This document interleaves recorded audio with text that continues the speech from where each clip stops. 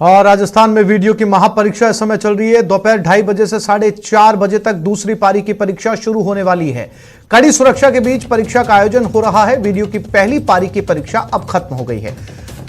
करीब 15 लाख अभ्यर्थी इस एग्जाम में शामिल हुए हैं। परीक्षा के इस बार नेगेटिव मार्किंग नहीं रखी गई है। और इसी खबर पर हमारे साथ जयपुर से महेश और बीकानेर से विक्रम जगरवाल जुड़ गए हैं। सबसे पहले रुक करते हैं महेश की तरफ। महेश, पहली पारी की परीक्षा शांतिपूर्ण तरीके से खत्म हो गई है। किसी तरह की कोई गड़बड़ी की खबर अब तक सामने नहीं आई है। अब दूसरी पारी की परीक्षा की तैयारी। महेश, समझो कौन वो तो भला ही गालो अबे है ही कौन नहीं।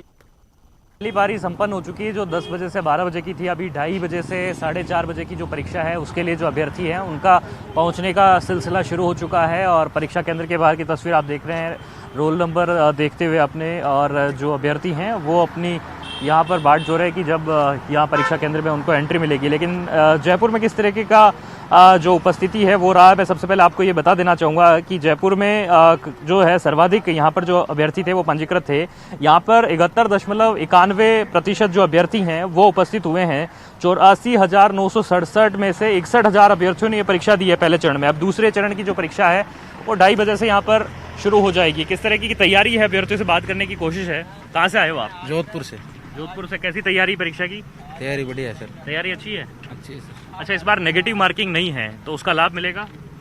हाँ मिलेगा सर। क्या देखते हैं, होना चाहिए नेगेटिव मार्किंग, नहीं होना चाहिए? वैसे नेगेटिव मार्किंग होना चाहिए। कारण?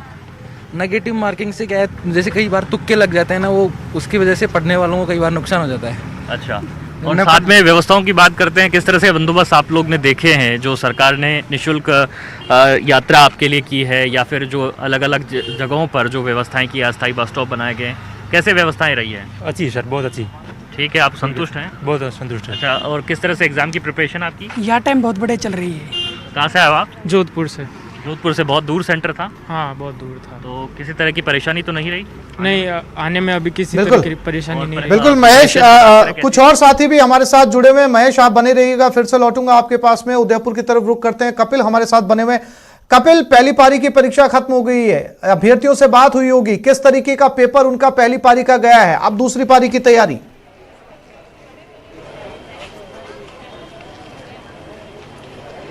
जी बिल्कुल, देखिए पहली पारी की परीक्षा पूरी हो चुकी है और दूसरी पारी की तैयारी आप देखिए कि परीक्षार्थी दूसरी पारी की परीक्षा में जो शामिल होंगे वे परीक्षा केंद्र के बाहर मौजूद हैं। अगर पहली पारी के पेपर के बारे में बात करें तो जब ये पहली पारी की परीक्षा छूटी और परीक्षार्थी जब परीक्षा केंद्र से बाहर निकले तो आसिफ उनके चेहरे पर एक उत्साह था, एक कॉन्फिडेंस नजर आ रहा था। और जब हमने उनसे बात की तो उनका कहना था कि पेपर काफ़ी सरल पेपर आया है और वे इस पेपर को देखकर काफ़ी उत्साहित हैं। बहुत अच्छे से उन्होंने इस पेपर को अटेंड भी किया है। तो पहली पारी का जो प्रश्न पत्र है वो काफ़ी सरल था और जो परीक्षार्थी थे वो काफ़ी खुश परीक्षा देने के बाद में नजर आए। उदयपुर में 100 परीक्षा केंद्र हैं। दूसरी पारी की यहाँ पर तैयारियां हैं। परीक्षा केंद्र के अंदर कुछ ही देर में जो परीक्षार्थी उन्हें प्रवेश देना शुरू कर दिया जाएगा। कुल 73% परीक्षार्थियों ने पहली पारी के अंदर परीक्षा दी थी। और मुख्य रूप से अगर हम गणित के सवालों की बात करें तो उसमें परीक्षार्थी जरूर थोड़े उलझते हुए नजर आए थे, लेकिन ओवरऑल अगर परीक्षार्थियों से हमने जो बात की उसके अनुसार पेपर काफी सरल आया था। दूसरी पारी के परीक्षार्थी भी इन बातों को लेकर काफी उत्साहित हैं और कुछ ही देर बाद में पूरे सुरक्षा मापदंडों को ध्यान में रखते हुए परीक्षा केंद्रों में सभी परीक्षार्थियों को प्रवेश दिया जाएगा। जी आसिफ। ठीक है, गंगानगर की तरफ रुख करते हैं। अशोक शर्मा हमारे साथ बने हुए। अशोक, गंगानगर में कितने सेंटर्स आए हैं? चूंकि राजस्थान में सबसे ज्यादा सेंटर्स इस वक्त जयपुर में है, कितने अभ्यर्थी वहां पर पहुंचे? किस तरीके से पहली पारी की जो परीक्षा है वो वहां पर संपन्न हुई? अशोक।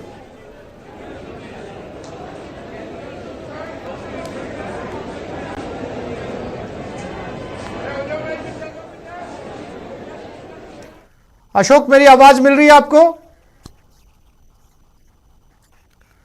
अशोक से फिर से बात करने की कोशिश करेंगे। जयपुर से हमारे संवाददाता महेश लगातार हमारे साथ बने हुए हैं। महेश, जैसा कि आप जोधपुर के अभ्यर्थियों से बात कर रहे थे, बड़ी दूर से उनका सेंटर आया है, साथ ही उनका यह भी कहना है, चूंकि उन्होंने परीक्षा की तैयारी की हुई है, कि नेगेटिव मार्किंग होनी चाहिए ताकि जिन लोगों के तुक्के लग जाते हैं अक्सर वो लगने बंद होंगे और एग्जैक्ट जो सटीक मार्किंग है वो आएगी।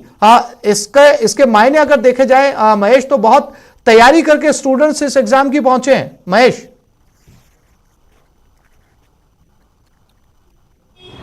देखिए बिल्कुल यही अभ्यर्थियों से हम जानने की कोशिश कर रहे थे कि नेगेटिव मार्किंग को लेकर के वे क्या सोचते हैं, क्योंकि कई अभ्यर्थी जो हैं ये कह रहे हैं कि नेगेटिव मार्किंग नहीं होनी चाहिए। अच्छा, आप कहाँ से आए हो?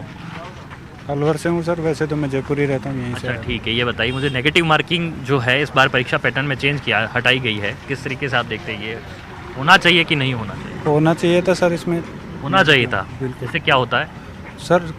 कम बंदे सेलेक्ट होते हैं, तुक्का नहीं लगा सकते इसमें, हर किसी में तुक्के नहीं लगा सकता। कोई तुक्का नहीं लगा सकता, एक यही बात जो बड़ी बात है वो अभ्यर्थी यहाँ पर कहते हुए दिखाई दे रहे। कहाँ से आए हुआ?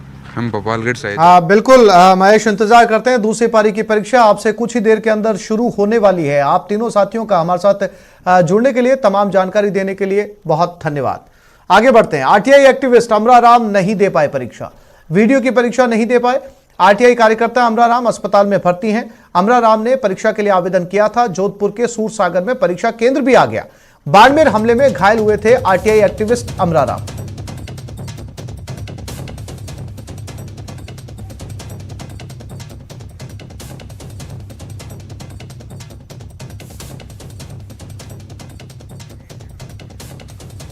और हमने थोड़ी देर पहले आरटीआई एक्टिविस्ट अमरा राम से बातचीत की, आइए आपको सुनवाते हैं क्या कहा उन्होंने।